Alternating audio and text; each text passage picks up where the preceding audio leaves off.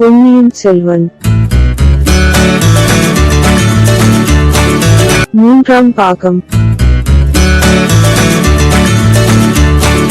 45ஆம் அத்தியாயம். வானதிக்கு அபாயம். அக்கா, 5 வயதில் நான் காவேரி வெள்ளத்தில் மூழ்கியது நினைவிருக்கிறதா? காவேரி தாய் என்னை எடுத்து காப்பாற்றி படகிலே விட்டு மறைந்தது நினைவிருக்கிறதா என்று அருள்மொழிவர்மன் கேட்டான். இது என்ன கேள்வி தம்பி? எப்படி அதை நான் மறந்து விட முடியும்? பொன்னியின் செல்வன் என்று உன்னை அழைத்து வருவதே அந்தச் சம்பவத்தின் காரணமாகத்தானே என்றாள் குந்தவை. என்னை காப்பாற்றிய காவேரி தாயை இலங்கையில் நான் கண்டேன் அக்கா. என்ன பேசாதிருக்கிறாயே? உனக்கு ஆச்சரியமாயில்லை? ஆச்சரியமில்லை தம்பி, ஆனால் ஆர்வம் நிறைய இருக்கிறது. அவளை பற்றி எல்லா விவரங்களையும் சொல். ஒரு நாளில் ஒரு தடவையில் சொல்ல முடியாது. முக்கியமானதை மட்டும் சொல்லுகிறேன். காவேரி வெள்ளத்திலிருந்து என்னை அவள் காப்பாற்றியது மட்டுமல்ல, இலங்கையில் பல தடவை என் உயிரை காப்பாற்றியிருக்கிறாள். உயிரை காப்பாற்றியது பெரிதல்ல அக்கா. எத்தனையோ பேர் தற்செயலாக பிறர் உயிரை காப்பாற்றுகிறார்கள். அவள் என்னிடத்தில் வைத்துள்ள அன்பு இருக்கிறதே, அதற்கு இந்த 7-14 உலகங்களும் இணையாகாது.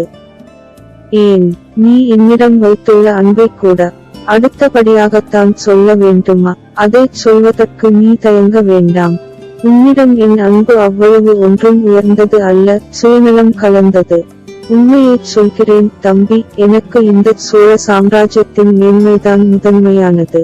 அதற்கு நீ பயன்படுவாய் என்றுதான் உன் பேரில் அன்பு வைத்திருக்கிறேன். அந்த நோக்கத்துக்கு நீ தடையாயிருப்பாய் என்று தெரிந்திருந்தால் என் அன்பு வெறுப்பாக மாறினாலும் மாறிவிடும். ஆனால் அந்த ஊமை செவிட்டு ஸ்திரியின் அன்பு அத்தகையதல்ல. நம்முடைய தந்தையிடம் 20 வருஷங்களுக்கு மேலாக அவள் உள்ளத்தில் பொங்கி ததும்பிக் கொண்டிருந்த அத்தனை அன்பையும் உன் பேரிலே சொரிந்திருக்கிறாள். அதற்கு 14 உலகமும் இணையில்லைதான். உனக்கு அது எப்படி தெரிந்தது? அக்கா, எதைச் சொல்கிறாய் தம்பி? அவள் நம்முடைய பெரிய தாயார் என்பது தந்தை சொன்னதிலிருந்தும் வந்தியத்தேவர் சொன்னதிலிருந்து ஊகித்துக் கொண்டேன் தம்பி. அவள் உன்னை தன் சொந்த மகன் என்று எண்ணியிருக்கிறாளா, அல்லது சக்களத்தியின் மகன் என்று எண்ணியிருக்கிறாளா? அந்த மாதிரி வேற்றுமையான எண்ணம் என் மனத்திலும் உதிக்கவில்லை. அவள் மனதில் எவ்வளவும் இருப்பதாக தெரியவில்லை. நீ ஏன் அம்மாதிரி வேற்றுமைப்படுத்தி பேசுகிறாய் தம்பி? அந்த ஊமை ஸ்திரீ வீட்டிருக்க வேண்டிய சிங்காசனத்தில் நம் தாயார் வீட்டிருக்கிறாள். அது தெரிந்திருந்தும் அவள் உன்னிடம் அத்தனை அன்பு வைத்திருந்தாள். அது மிக்க விசேஷமல்லவா? நான் அவள் வயிற்றில் பிறந்த மகனல்ல என்பது அவளுக்கு தெரிந்து தானிருக்க வேண்டும். வயது வித்தியாசம் தெரியாமலா போகும்? அவளால் பேச முடியாது, மனதில் உள்ளதைச் சொல்ல முடியாது. ஏதோ சித்திரங்கள் எழுதிக் காட்டியதைக் கொண்டு இவ்வளவு தெரிந்து கொள்ளலாவோ? அவ்வளவு தெரிந்து கொண்டேன். என்னிடம் அவளுடைய அன்பு இருக்கட்டும். நம் தந்தையிடம் அவள் எத்தகைய அன்பு வைத்திருக்க வேண்டும் என்பதை நினைத்தால் என் நெஞ்சு உடனே உருகிவிடுகிறது. அக்கா, என்னுடைய பிராயத்தில் அப்பா என்னைப் போல இருப்பாரா? இல்லை தம்பி, இல்லை. உன்னுடைய பிராயத்தில் நம் தந்தை மன்மதனை தோற்கடிக்கும் அழகுடன் விளங்கினார். நம்முடைய சோழ குலம் வீரத்துக்கு பெயர் போனதே தவிர அழகுக்கு பெயர் போனதல்ல. நம் பாட்டனார் அரிஞ்சய தேவர் அழகில் நிகரற்ற வைதும்பராயன் குலத்தில் பிறந்த கல்யாணியை மணந்தார். கல்யாணியை அரிஞ்சயர் மணந்த போது அவள் 10 மாற்று பசும் பொன்மொத்த மேனியும் பூரண சந்திரனை ஒத்த முகமும் கொண்ட புவன மோகினியாக விளங்கினாள். தற்சமயம் இத்தனை வயதான பிறகும் கல்யாணி பாட்டி எவ்வளவு அழகாயிருக்கிறாள் என்பதை நீயே பார்த்திருக்கிறாய். அதனால் நமது தந்தையும் அவ்வளவு அழகுடன் இருந்தார். சுந்தர சோழர் என்ற பட்ட பெயரும் பெற்றார். நாம் நம்முடைய தாயாரை கொண்டு பிறந்திருக்கிறோம். திருக்கோவிலூர் மலையமான் வம்சத்தில் பிறந்தவர்கள் அழகை வெறுப்பவர்கள். அழகு வீரத்துக்கு சத்துரு என்று நினைப்பவர்கள். அழகுக்கும் வீரத்துக்கும் என்ன சம்பந்தம் உண்டோ என்னமோ எனக்கு தெரியாது. ஆனால் அழகுக்கும் அன்புக்கும் சம்பந்தமில்லை என்பதை அறிவேன். இல்லாவிடில் இந்த பெண் வானதி எதற்காக உன்னை தூண் மறைவிலிருந்து கண் கொட்டாமல் பார்த்து கொண்டிருக்கிறாள்? அதோ அந்த படகில் சேர்ந்தவனுடன் பூங்குழலியை ஏன் கண் கொட்டாமல் பார்த்து பரவசமடைந்து கொண்டிருக்கிறான். இளவரசன் புன்னகை புரிந்து, அக்கா, நீ எதிலிருந்து எதற்கோ போய்விட்டாய். என் பெரியன்னை என்னிடம் வைத்துள்ள அன்பை குறித்து சொன்னேன். அது போனால் போகட்டும். இவ்வுலகில் ஒருவரைப் போல் இன்னொருவர் தத்ரூபமாக இருப்பதென்பது சாத்தியமா? அக்கா, ஏன் சாத்தியமில்லை? இரட்டை பிள்ளைகளாயிருந்தால் அது சாத்தியம். அல்லது தாயும் மகளும் ஒரு பிராயத்தில் ஒரே மாதிரி இருப்பது சாத்தியம்தான். இதைத் தவிர பிரம்ம சிருஷ்டியில் ஒருவருக்கொருவர் சம்பந்தமே இல்லாதவர்கள் அபூர்வமாக சில சமயம் ஒரே மாதிரி இருப்பதும் உண்டு. பழுவூர் இளையராணியும் இலங்கையில் நான் பார்த்த நம் பெரியம்மையும் ஒரே மாதிரி இருப்பதாக வந்தியத்தேவர் சொல்வது உண்மையாயிருக்க முடியுமா? நந்தினி சிறு பெண்ணாயிருந்த போதுதான் நான் பார்த்திருக்கிறேன். பழுவூர் இளையராணியான பிறகு நன்றாய் பார்த்ததில்லை. உனக்கு என்ன தோன்றுகிறது? நான் பழுவூர் ராணியை பார்த்திருக்கிறேனே தவிர நம் பெரியம்மாவை பார்த்ததில்லை. ஆனால் வந்தியத்தேவர் கூறியது உண்மையாகத்தான் இருக்க வேண்டும். என் தந்தை கூறிய வரலாற்றிலிருந்து அதை தெரிந்து கொண்டேன். தம்பி, தந்தையே கூறினாரா? உன்னிடம் என்ன கூறினார்? எப்போது கூறினார்? சில நாளுக்கு முன்பு நானும் வானதியும் தஞ்சைக்கு போயிருந்தோம். அப்போது தம் இளம் பிராயத்தில் நடந்த சம்பவத்தை கூறினார். இலங்கைக்கு அருகில் உள்ள ஒரு தீவில் தாம் தனியாக ஒதுக்கப்பட்டதையும் அத்தீவில் ஒரு ஊமை பெண் தம்மிடம் காட்டிய அன்பை பற்றியும் கூறினார். பராந்தகர் அனுப்பிய ஆட்கள் தம்மை அத்தீவில் கண்டுபிடித்து அழைத்து வந்ததை பற்றி சொன்னார். தமக்கு இளவரசு பட்டம் சூட்டிய அன்று அரண்மனையின் வாசலில் நின்ற கூட்டத்தில் அவளை பார்த்தாராம். அடுத்த கணம் அவள் மறைந்து விட்டாளாம். அவளை தேடி அழைத்து வர முதன் மந்திரி அனிருத்தரையை அனுப்பினாராம். ஆனால் அந்த பெண் கலங்கரை விளக்கத்தின் உச்சியிலிருந்து கடலில் குதித்து இறந்து விட்டாள் என்று அனிருத்தர் வந்து கூறினாராம். இந்த சம்பவம் நம் தந்தையின் உள்ளத்தில் 24 வருஷங்களாக இருந்து அல்லும் பகலும் வேதனை அளித்துக் கொண்டிருக்கிறது என்பதை அறிந்தேன். அவள் இறந்துவிட்டதாகவே தந்தை நினைத்துக் கொண்டிருக்கிறார். தம்மால், தமது குற்றத்தால் அவள் மனம் புண்பட்டு உயிரை விட்டுவிட்டதாகவே எண்ணிக்கொண்டிருக்கிறார். தம்பி, சோழ சாம்ராஜ்யத்தை பற்றி நம் மனக்கோட்டையெல்லாம் ஒருபுறம் இருக்கட்டும். நீயும் நானுமாக முயன்று நம் தந்தைக்கு செய்ய வேண்டிய கடமை ஒன்று இருக்கிறது. நீ எப்படியாவது இலங்கையிலிருந்து அந்த மாதரசியை தஞ்சைக்கு அழைத்து வர வேண்டும். தந்தையிடம் அவள் இறந்துவிடவில்லை, உயிரோடிருக்கிறாள் என்பதை நீரில் நிரூபித்துக் காட்ட வேண்டும். இல்லாவிட்டால் நம் தந்தைக்கு இந்த ஜன்மத்திலும் மனசாந்தி இல்லை, மறுஜன்மத்திலும் அவருக்கு நிம்மதி இருக்க முடியாது. அக்கா, சமீபத்தில் நான் 2-3 தடவை மரணத்தின் வாசல் வரையில் சென்று திரும்பினேன். அப்போதெல்லாம் என் மனத்தில் தோன்றிய எண்ணம் என்ன தெரியுமா? பெரியம்மாவை தந்தையிடம் அழைத்து போய் விடாமல் செத்து போகிறோமே என்ற ஏக்கந்தான். அக்கா, அந்த மாதரசியை நினைத்தாலும் என் உள்ளம் குமுறுகிறது. வாயிருந்தால் மனதிலுள்ள குறைகளையும் வேதனைகளையும் வழியிட்டுச் சொல்லி அறுதல் அடையலாம். காது இருந்தால் பிறர் கூறும் ஆறுதல் மொழிகளை கேட்டு துக்கம் தீரலாம். வாயும் செவியும் இல்லாத ஒருத்தியினுடைய நிலையை எண்ணிப்பார். உள்ளத்தில் குமுறும் அன்பையும் ஆர்வத்தையும் துன்பத்தையும் வேதனையையும் கோபத்தையும் தாபத்தையும் எல்லாவற்றையும் மனத்திற்குள்ளே அடக்கி வைத்திருக்க வேண்டும். அதிலும் நம் பெரியம்மையைப் போல் ஆசாபங்கம் அடைந்தவளின் மனோ நிலையைப் பற்றி சொல்ல வேண்டுமா? அவள் பைத்தியக்காரியைப் போல் இலங்கை தீவின் காடுகளில் சுற்றித் திரிந்து கொண்டிருப்பதில் வியப்பென்ன? அதையெல்லாம் நினைக்க நினைக்க என் நெஞ்சு வெடித்துவிடும் போலிருக்கிறது. அவளை எப்படியாவது அழைத்து வந்து தந்தையிடம் சேர்ப்பிக்க வேண்டும் என்ற ஆர்வம் உண்டாகிறது. ஆனால் நம் தந்தை அதை விரும்புவார் என்று நினைக்கிறாயா?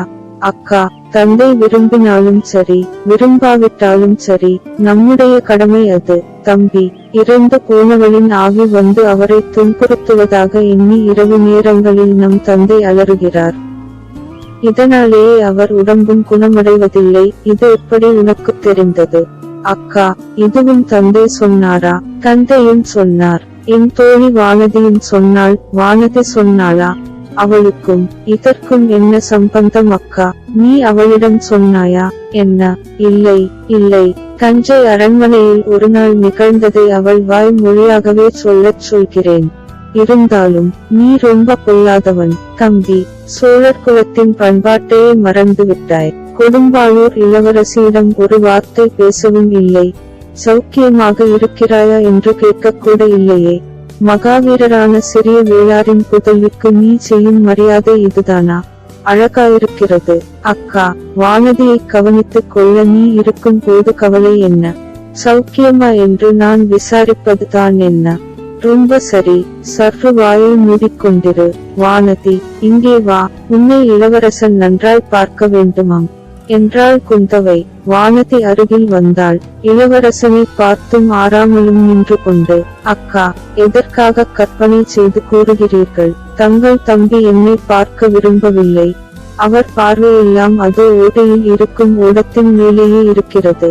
அவசரமாக திரும்பி போக வேண்டும் போலிருக்கிறதே என்று பட்டு போன்ற மிருதுவான குரலில் கூறினாள். ஓடத்தில் இருந்த பூங்குழலியை நினைத்துக் கொண்டு ஓடத்தை குறிப்பிட்டாள் போலும். இளவரசன் நகைத்துக் கொண்டே, அக்கா, உன் தோழிக்கு பேசத் தெரிகிறதே. நம் குடும்பத்தைச் சேர்ந்த ஊமைகளுடன் இவளும் ஒரு ஊமையோ என்று பயந்து போனேன் என்றான். அக்கா, இவரை பார்த்தால் எனக்கு பேச வருகிறதில்லை. எனக்கே நான் ஊமையாய் போய்விட்டேனோ என்று பயம் உண்டாகிறது என்றாள் வானதி. அது ரொம்ப நல்லது. கோடிக்கரையில் ஒருவன் இருக்கிறான், பூங்குழலியின் தமையன்.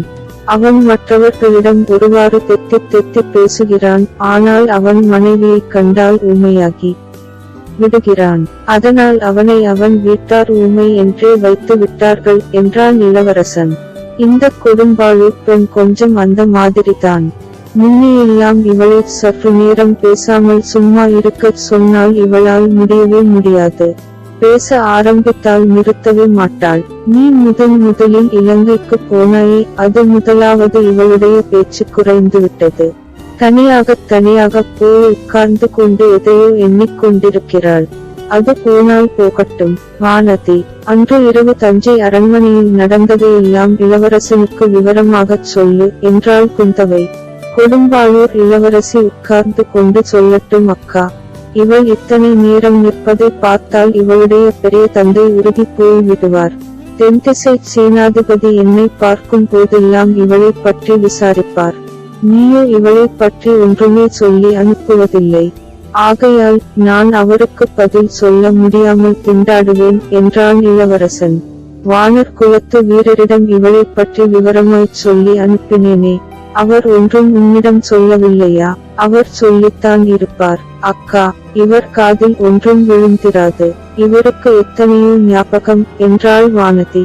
அதுவும் உண்மைதான். உன்னுடைய ஒளியை பார்த்த பிறகு வேறு ஒன்றிலும் என் மனது செல்லவில்லை. இந்த சுரத்திற்கு பிறகு என் காது கூட கொஞ்சம் மந்தமாயிருக்கிறது. உன் தோழியை உரக்க பேசச் சொல்லு என்றான் அருள்வர்மன். பிறகு வானதி தஞ்சை அரண்மனையில் குந்தவை துர்க்கை கோயிலுக்கு போன பிறகுதான் தனியே மேன் மாடத்தில் உலாவச் சென்றதையும் சக்கரவர்த்தியின் அபயக்குரல் கேட்டதையும் அந்த இடத்துக்குத்தான் சென்று கீழே எட்டி பார்த்ததையும் அங்கே தான் கண்ட காட்சியையும் கூறினாள். இடையிடையே வானதி இளவரசனின் முகத்தை ஏறிட்டு பார்க்க நேர்ந்த போதெல்லாம் நிமிர்ந்து நின்று விட்டாள். இளைய பிராட்டி அவளை ஒவ்வொரு தடவையும் தூண்டி பேசும்படி செய்வது அவசியமாயிருந்தது. எல்லாவற்றையும் ஆர்வத்துடன் கேட்டுக் கொண்டிருந்த இளவரசன் கடைசியாக தமக்கையை நோக்கி, அக்கா, உன் தோழி முக்கியமான ஒரு சம்பவத்தை விட்டுவிட்டால் போலிருக்கிறதே. இவ்வளவையும் பார்த்து கேட்ட பிறகு இவள் மூர்ச்சை அடைந்து விழுந்திருக்க வேண்டுமே என்றான். குந்தவை சிரித்தாள். வானதி நாணத்துடன் தலை குனிந்து நின்றாள். குந்தவை அவளை அன்பு ததும்பிய கண்களினால் பார்த்து, வானதி, சற்று நேரம் ஓடைக்கு ஐயோடு உலாவிவிட்டு வா.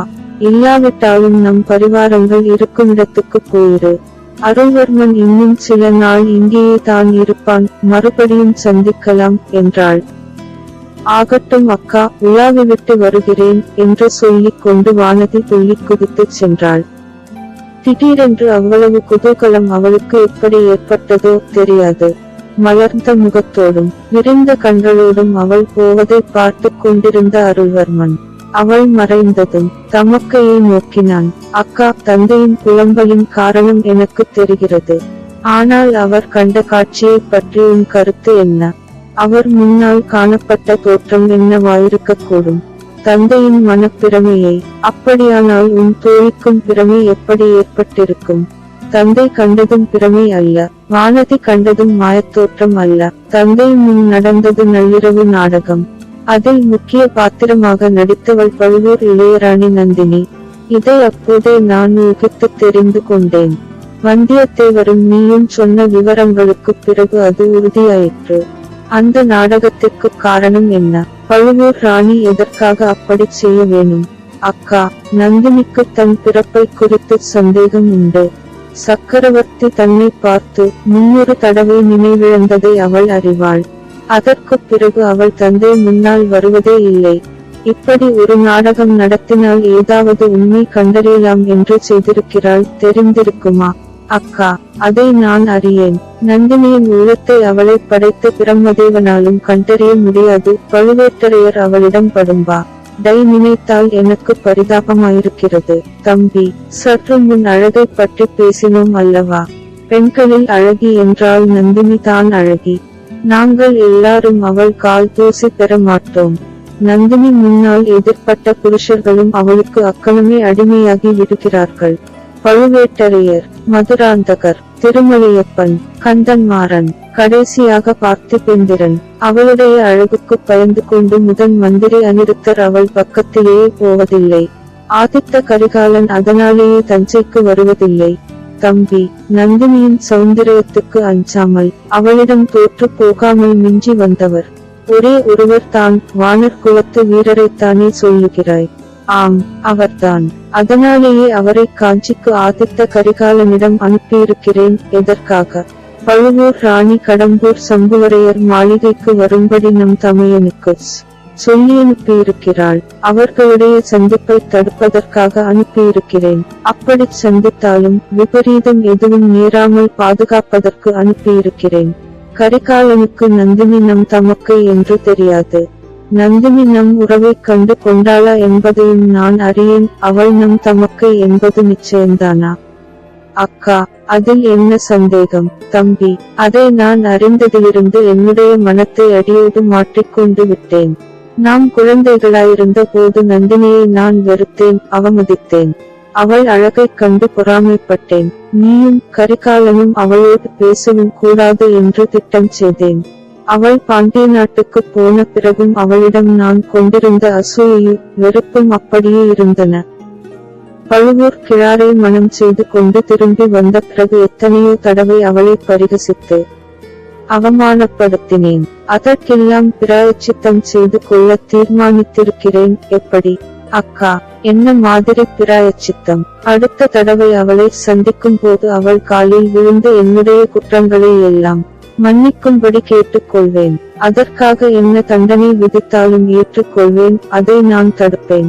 நீ ஒரு குற்றமும் செய்யவில்லை. நீ யாரிடமும் மன்னிப்பு கேட்க வேண்டிய அவசியமும் இல்லை. இந்த 7-14 உலகத்தில் உனக்கு தண்டனை கொடுக்க கூடியவர்கள் யாரும் இல்லை. நீ பழுவூர் இளைய ராணி நந்தினியை பார்த்து அசூயப்படவில்லை. அவள்தான் உன்னை பார்த்து பொறாமைப்பட்டாள். அவள்தான் உன்னை வெறுத்தாள். தம்பி, இலங்கையில் பைத்தியக்காரியை போல் திரியும் நம் பெரியம்மாவை நினைத்து நீ நெஞ்சம் குமுறுவதாகச் சொன்னாய். அரண்மனையில் சகல சுகபோகங்களுடன் வாழ்ந்திருக்க வேண்டிய நந்தினி எப்படியெல்லாம் வாழ்க்கையில் கஷ்டப்பட்டாள் என்பதை நினைக்கும் போது என் இதயம் பிளந்து போகும் போலிருக்கிறது.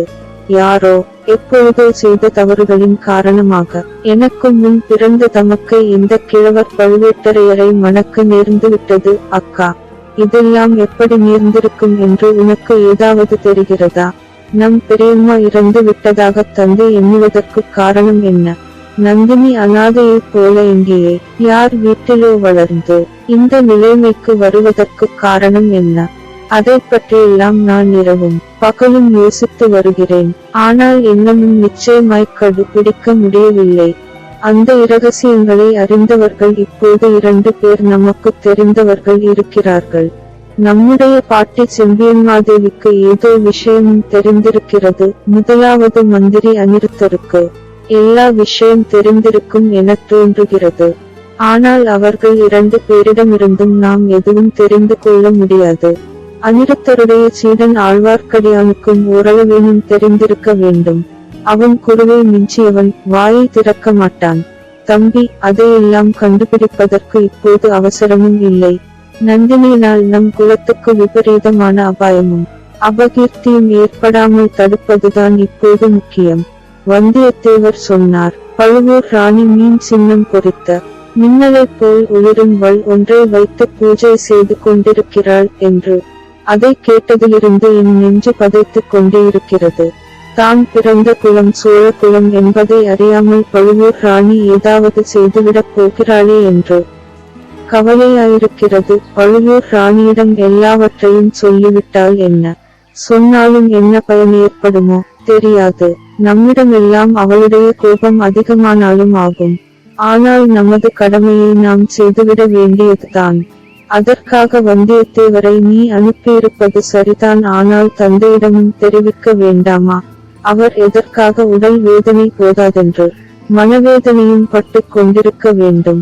நாம் உடனே தஞ்சைக்கு புறப்படலாம் அல்லவா? கூடவே கூடாது தம்பி. 2 நாளில் தஞ்சைக்கு நான் புறப்படுகிறேன். ஆனால் இந்த சூடாமணி விஹாரத்தில்தான் நீ இன்னும் சில காலம் இருக்க வேண்டும். ஏன் அப்படிச் சொல்லுகிறாய்? தந்தையின் கட்டளையை மீறி என்னை இங்கே இன்னமும் ஒளிந்து மறைந்து வாழச் சொல்கிறாயா? ஆம். நீ இப்போது தஞ்சைக்கு வந்தால் நாடெங்கும் ஒரே குழப்பமாகிவிடும்.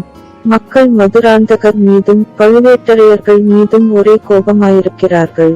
உன்னை சிறைப்படுத்தி கொண்டுவரச் சொன்னதற்காக சக்கரவர்த்தி மீது கூட ஜனங்கள் கோபமாயிருக்கிறார்கள். உன்னை இப்போது கண்டால் மக்களின் உணர்ச்சி வெள்ளம் பொங்கிப் பெருகும். அதன் விளைவுகள் என்ன ஆகுமோ தெரியாது. உடனே உனக்கு பட்டம் கட்ட வேண்டும் என்று ஜனங்கள் கூச்சல் போட்டாலும் போடுவார்கள். தஞ்சை கோட்டையையும் அரண்மனையையும் முற்றுகை போடுவார்கள். ஏற்கனவே மனம் புண்பட்டிருக்கும் தந்தையின் உள்ளம் மேலும் புண்ணாகும். தம்பி, இராஜ்யத்துக்கு ஆபத்து வந்திருக்கிறது என்று உன்னை நான் வரச் சொல்லி ஓலை எழுதினேன். அதே காரணத்துக்காக இப்போது நீ திரும்பி இலங்கைக்கு போய்விட்டால் நல்லது என்று நினைக்கிறேன். அக்கா, அது ஒரு நாளும் இயலாத காரியம். நம் தந்தையை பார்க்காமல் நான் திரும்பி போக மாட்டேன். தஞ்சைக்கு நான் இரகசியமாக வருவது நல்லது என்று நினைத்தால் அப்படியே செய்கிறேன். ஆனால் சக்கரவர்த்தியை நான் பார்த்தேயாக வேண்டும். அவரிடம் என்னை காப்பாற்றிய காவேரி அம்மன் யார் என்பதை சொல்ல வேண்டும். அதையெல்லாம் நானே சமயம் பார்த்து சொல்லி விடுகிறேன். நீ வந்துதான் தீர வேண்டுமா? நேரில் பார்த்த நானே சொன்னால் தந்தைக்கு பூரண நம்பிக்கை ஏற்படும். என் மனமும் அறுதல் அடையும். பெரியம்மாவை அழைத்துக் கொண்டு வருவதற்கு அவருடைய அனுமதியையும் பெற்றுக்கொள்வேன். அருள்வர்மா, உன் இஷ்டத்துக்கு நான் குறுக்கே நிற்கவில்லை. ஆனால் இன்னும் ஒரு வாரகாலம் சூடாமணி விஹாரத்தில் இரு. நான் முன்னதாக தஞ்சைக்கு போகிறேன். நீ வந்திருப்பதாக தந்தையிடம் அறிவித்துவிட்டு செய்தி அனுப்புகிறேன். தம்பி, நான் இங்கே உன்னை தேடி வந்தது உன்னை பார்ப்பதற்காக மட்டுமல்ல. உன்னிடம் ஒரு வரம் கோரி பெறுவதற்காக வந்தேன். அதை நிறைவேற்றி வைத்து விட்டால் பின்னர் உன்னை தொந்தரவு செய்ய மாட்டேன். ஆண் பிள்ளைகள் அபாயத்துக்கு உட்பட வேண்டியவர்கள்தான். வீர சௌரிய பராக்கிரமங்களின் இணையில்லாதவன் என நீ புகழ் பெற வேண்டும் என்பதுதான் என் ஆசை. ஆனால் மறுபடி நீ உன்னை அபாயத்துக்கு உட்படுத்திக் கொள்வதற்கு முன்னால் என்னுடைய கோரிக்கையை நிறைவேற்றிக் கொடுக்க வேண்டும். இவ்வளவு பெரிய பீடிகை எதற்கு? அக்கா, நீ சொல்லுவதை என்றைக்காவது நான் மறுத்ததுண்டா? மறுத்ததில்லை. அந்த நம்பிக்கையோடுதான் இப்போதும் கேட்கிறேன். ஆதித்த கரிகாலன் கல்யாணம் செய்து கொள்ளவில்லை. கல்யாணம் செய்து கொள்வான் என்றும் தோன்றவில்லை. சுந்தர சோழரின் குலம் முன்னால் தான் விளங்க வேண்டும். என் விருப்பத்தை இந்த விஷயத்தில் நீ நிறைவேற்றி வைக்க வேண்டும். உன் விருப்பத்தை நிறைவேற்ற நான் சம்மதித்தால் எனக்கு பிரியமான பெண்ணை மணந்து கொள்ள நீ சம்மதம் கொடுப்பாய் அல்லவா? இது என்ன இப்படி கேட்கிறாய்? 20 ஆண்டுகளாக நம் விருப்பங்கள் மாறுபட்டதில்லை. இதிலே மட்டும் தனியாக எதற்கு சம்மதம் கேட்கிறாய்? அக்கா, அதற்கு காரணம் இருக்கிறது. நான் மணந்து கொள்ளும் பெண் நான் காணும் பகற் கனவுகளை நிறைவேற்றுவதற்கு ஒத்தாசையாயிருக்க வேண்டும் அல்லவா? தம்பி, உன் பகற் கனவுகளை ஒரு பெண்ணின் ஒத்தாசை கொண்டு நிறைவேற்றிக் கொள்ளவா ஆசைப்படுகிறாய் என்றாள் குந்தவை. அச்சமயத்தில் ஐயோ ஐயோ அக்கா அக்கா என்ற அபயக்குரல் கேட்டது. குரல் வானதியின் குரல்தான்.